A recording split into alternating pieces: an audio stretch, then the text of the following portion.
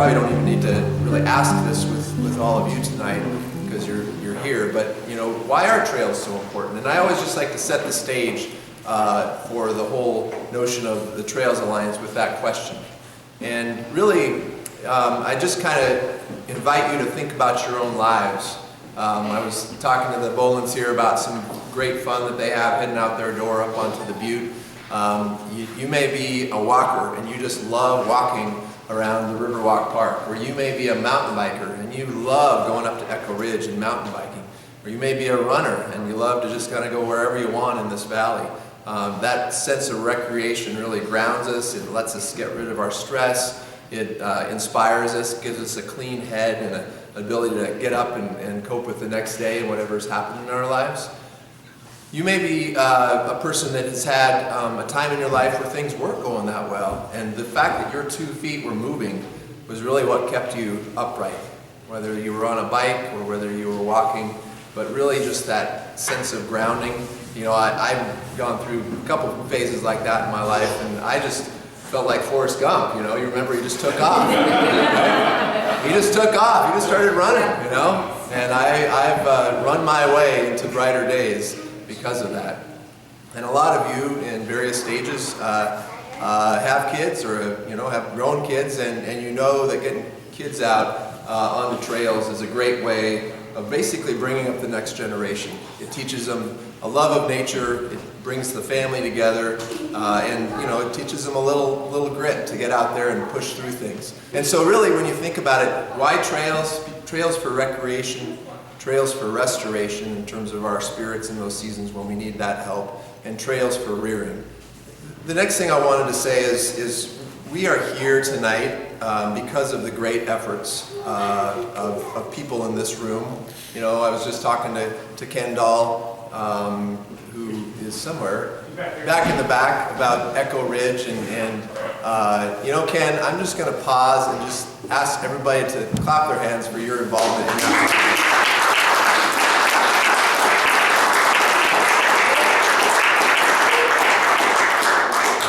Because that's a true legacy project that has blossomed into its maturity now, and Ken was one of the many that helped bring it about. So we stand here with Ken tonight. We stand with Rich Yulhorn, who has worked tirelessly in different trail capacities, and then contemporaries of my own, Corn Polly and Adam Rind, are on the Lake Chelan Trails Alliance board and weren't able to make it, but we have Phil Long and Paul Willard here tonight. And so this is really a team effort. It goes back to the 80s and 90s and efforts in the 2000s. This is just the latest iteration of this thought. And so we're excited to kind of build off of what we already have in the valley. Echo Ridge, the Riverwalk Park, the BB Springs, which the Fish and Wildlife team has done a lot of work on down next to the Columbia.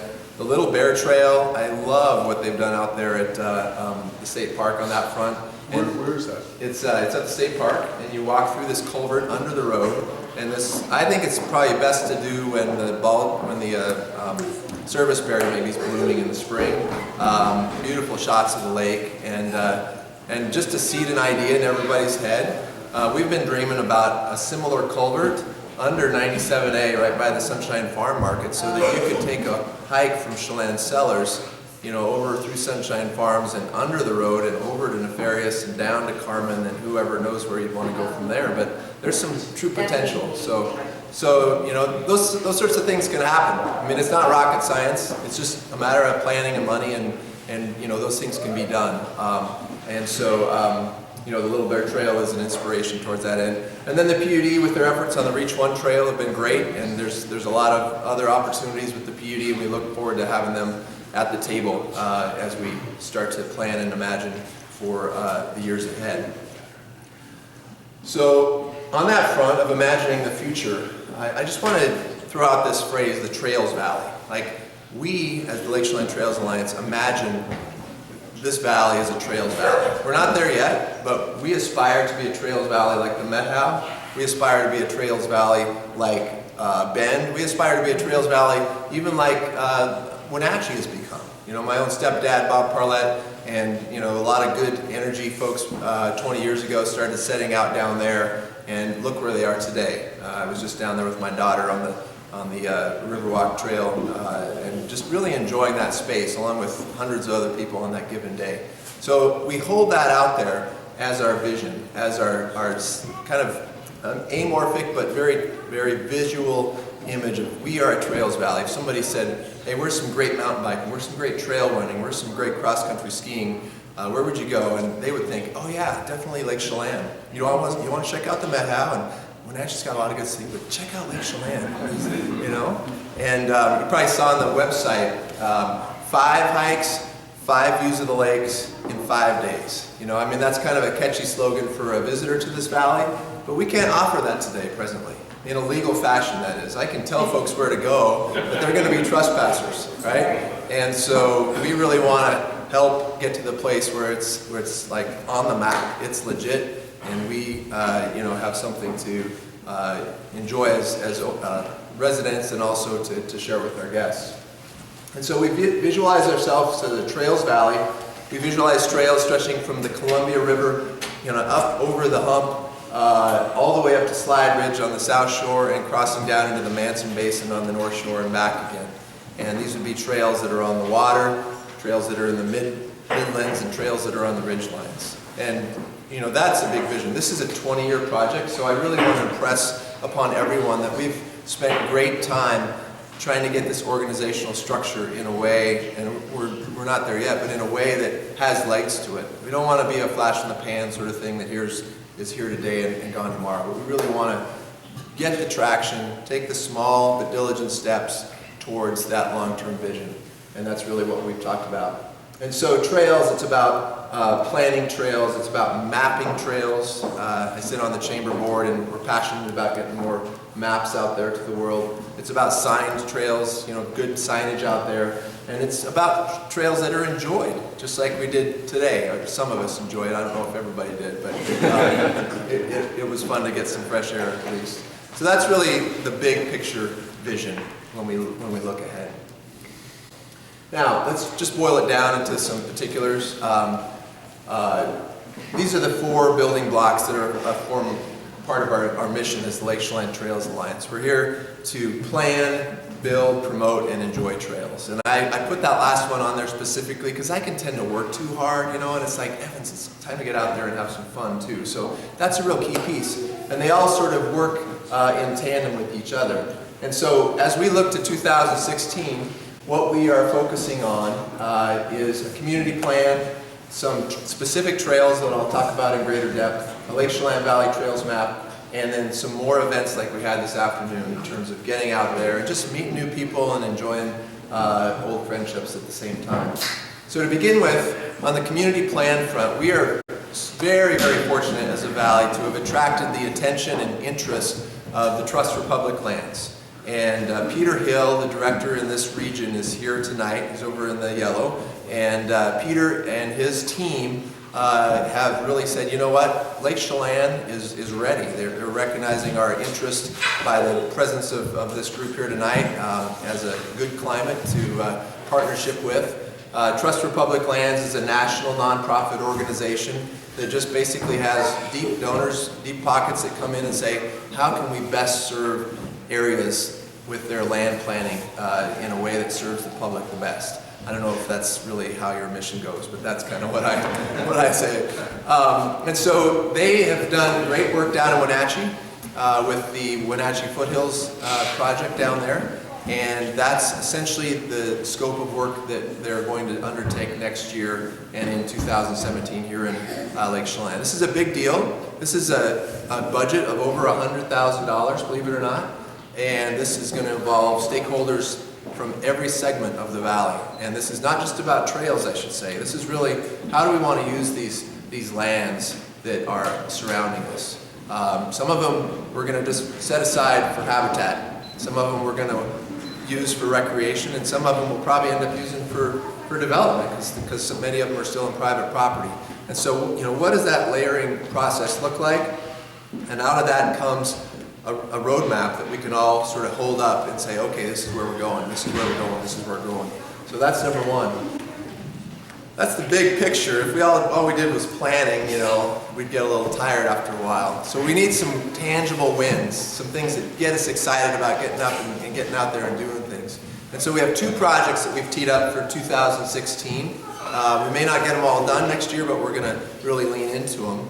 The first one, and Paul Willard, who's here tonight, can talk more specifically about it in greater detail, but there's a trail up at Echo Ridge, which is going to be called Mallory's Trail. And Mallory worked for the Forest Service as a wildlife biologist and passed away a few years ago. This was one of her favorite areas. And so basically, we have lots of opportunity for strong limbs, or limbs that want to get strong, to get out and build some trails. And again, it's a little complicated logistically, but it'll be good exercise, and at the end of the day, you're going to have a great view from the top down. And so that's a project that's on the horizon for this group.